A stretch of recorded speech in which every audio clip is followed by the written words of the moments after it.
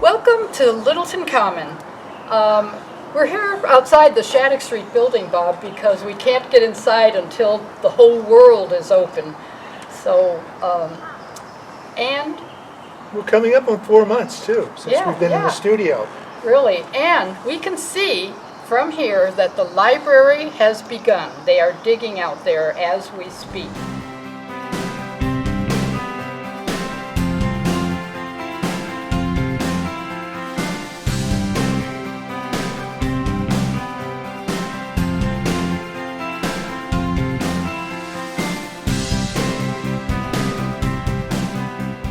So let's see what's going to happen. Yeah, Barbara, the new, and let's talk a little bit about the old. I want to just go into a little bit about some of the history on how the library system developed here in town. Now, the first book lending was a simple exchange of books among friends and neighbors. Eventually, the books were organized and kept in several homes in Littleton. In the early 1800s, one of those residence centers for books was a home on King Street, run by Deacon James Kimball. Today, you know that property as home and former site of Dr. Craig Gruskowski and his dental practice. But the first official freestanding library came about because of a businessman's financial problems. In the 1830s, resident Reuben Houghton, along with several others, invested in a Boston business that failed. Another Reuben Hoar, who was a wealthy and successful fruit and dairy farmer, lent Mr. Houghton the money to repay his debts. Several years later, in recognition for this generosity, Reuben Houghton's son, William, donated $10,000 for the establishment of the library.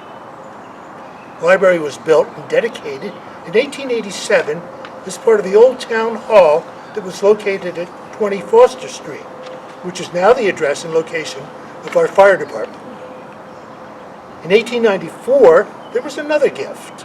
Members of the Houghton family gave the town a building that they owned at 4 Rogers Street. The library was relocated there from the old town hall and named the Houghton Memorial Building.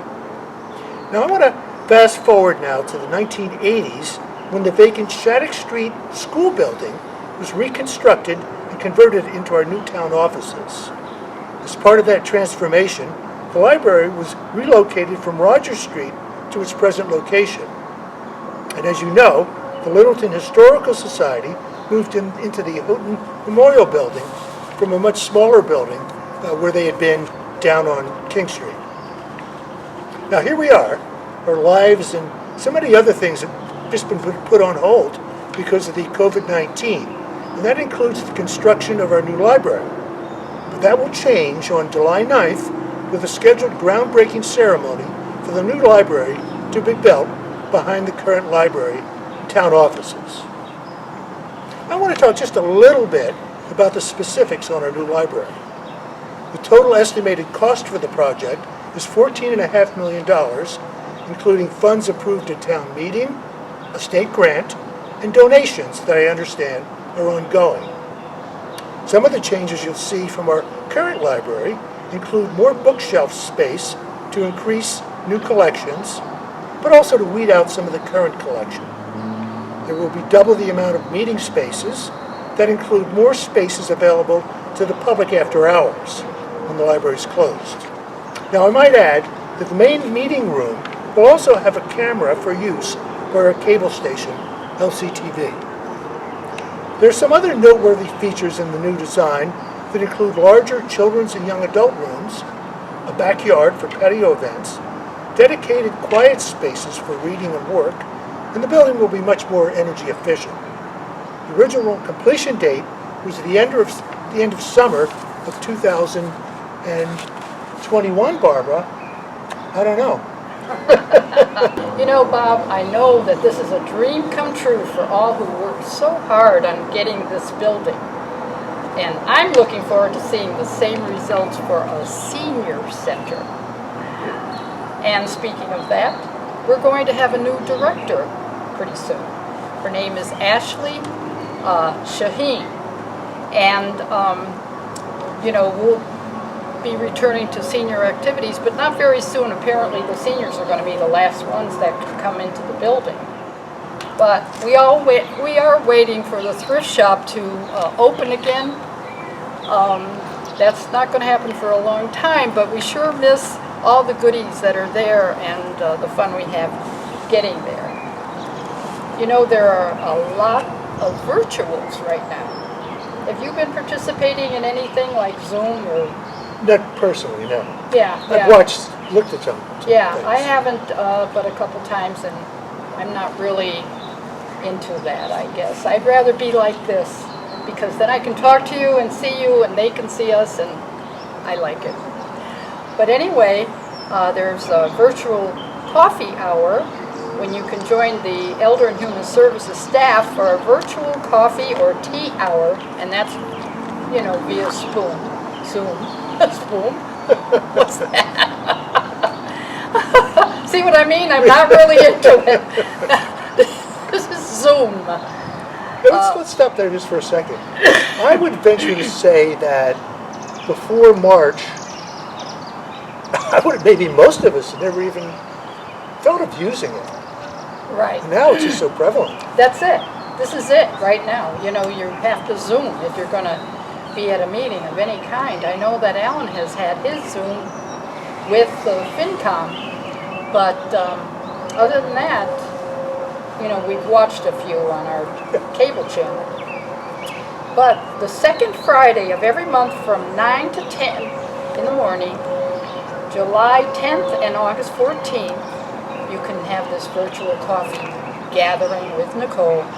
If you call her at 978-540-2470, and then you get the Zoom invitation to log on. Then there's virtual, believe it or not, virtual Loving Stitches. That's every Monday from 12 to 2 p.m., and that's again by Zoom. So join the fun, and whether you're new, or former member, the group welcomes you. So please, again, contact Nicole for Zoom information and how to log in. That's another thing. You need to learn how to do that. But so many things have been happening these past few months. Some good and some not. It will be curious to see what 2021 will bring us. So I will give a dose of good. There are two 55 and over affordable ranch-style homes that are included in the new Jones Meadow housing development located off of Spectacle Pond Road. The homes are 2-bedroom, 2 full bath, and 1-car garage. They're being offered via lottery, and the application deadline is August 10th. You can get more information by calling Maureen O'Hagan at 978-456-8388 or go to their website at lotteryinfo at mcohousingservices.com. So Bob, the Littleton Country Gardeners are still very active. They've been doing their plantings and having meetings, and by Zoom. All within the rules of the course, but one thing that has us puzzled, this is very interesting, and we can't figure it out, and that some plants have been stolen from the Shaker Lane truck. Can you believe it? No. Anyone who has to steal plants, all they have to do is ask us, and maybe we can have some, find them and give them to them. But and you know what else they're doing? Taking them from the back of the trucks, thinking we won't notice. But the gardeners pay attention. And I will say that they have contacted the police, and we do have people watching, but it's been done twice. And to your knowledge, that it's never been done before. Never, ever, ever been done before. But, the other thing that they're doing, and by the way, if you are that desperate, please give somebody a call at Garden Club and we'll get you a plant or two. But adding insult to injury, okay? Someone has dropped wrappers from drugs in the urns on the common. There are trash bins. You shouldn't be doing drugs anyway, but if you are, why drop them in our urns when we're trying to make the town look beautiful? I mean, and who knows what it'll do to the plants. Anyway, we are looking forward to another garden club year. Well, I want to mention a couple things. Town meeting was at Alumni Field on June 13th, and all business was addressed. We have a new selectman as Matthew Nordhaus was introduced. Speaking of new members, Mark Rombacher, is that how you pronounce Rombacher. it? Rombacher and Wendy Samarco are now members of the COA board. Yeah. And for all of you brown baggers and others, the Littleton Rotary Club has brown bag lunches available. If you're interested, call Amy at 978-540-2472. Yes. Okay, the Friends of the COA board are trying to start plans for 2021. But we are watching how much we will be able to do because we understand that we won't be able to use the multi-purpose room for our lunches, at least not until all this is lifted. And so, but they are so popular that we hope that we can continue to do them and plan them by September or at least October. And we don't want to be interrupted by this or any other crisis because we really do deserve some relief. You know, Bob, I am so used to our wonderful cameras that tell us what we're saying. And we have a mic. Yes, we have a Fixed to mic. us here, we have to talk a little bit louder. We have to yell so that they can hear us. And we have to read from our scripts because it's very hard at my age to memorize all of this. You really do kind of lean on that teleprompter, don't you, when you have it? We do. But I have to admit, the other day I was watching the news and one of the newscasters apparently didn't have all the equipment either. And there he was with his script, and it made me feel so much better. It made me feel professional, you know. So anyway, our restaurants are holding up by working with the rules. Il Forno has added some takeout and some outdoor tables. And I guess they're doing well because the tables are full all the time. And the 99 has takeout and most others, including Tiny's. Got to remember that. We love Tiny's. Now that's in air. Yes. Yeah. And thanks to all of them, if we have to give up so much, we don't want to give up those great meals. And thank you to our senior diner manager, Gail Dull, and Meals on Wheels drivers who are continuing to show up every day to provide this service to the residents.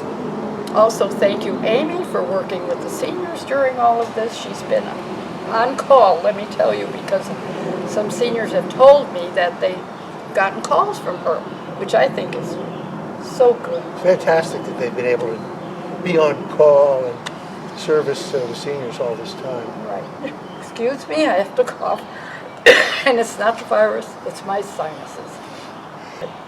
Well, as Barbara mentioned, we haven't been able to do programming from the studio since about mid-March. But there are other shows being produced remotely that you can also see online. Just go to Littleton Town website and then to the symbol LCTV, where you'll find Tech Tips from Bill Vales, Dave Does Stuff with Dave Astolfi. You'll also find Emerson Hospital videos, Line Dance with Carrie, and board and town committee meetings, and some other shows. Now also, I want to mention that the Littleton Electric, Light and Water, for them the hits keep coming. They have this reputation as consistently having one of the very lowest residential electric rates in the state, and our utility company was honored with another award. The American Public Power Association has designated Littleton Light and Water as a diamond-level, reliable public power provider. Now, this designation recognizes excellence in reliability, system improvement, workforce development, and safety. Of 2,000 U.S. public power utilities, 278 hold this diamond-level designation, and Littleton Light and Water is one of only 5 recipients in the entire New England. You know, that gives us another reason to be proud of the town we live in. Yeah. And, you know, I also want to just quickly, on the side, say we also have a great police department and fire department, and I want to thank them for being there for us. Now, everybody, you realize we are still taping, Bob and I are still taping at a safe distance. And we're using the small camcorder and an iPad, and so we're just hoping that everything comes to you clear and safe.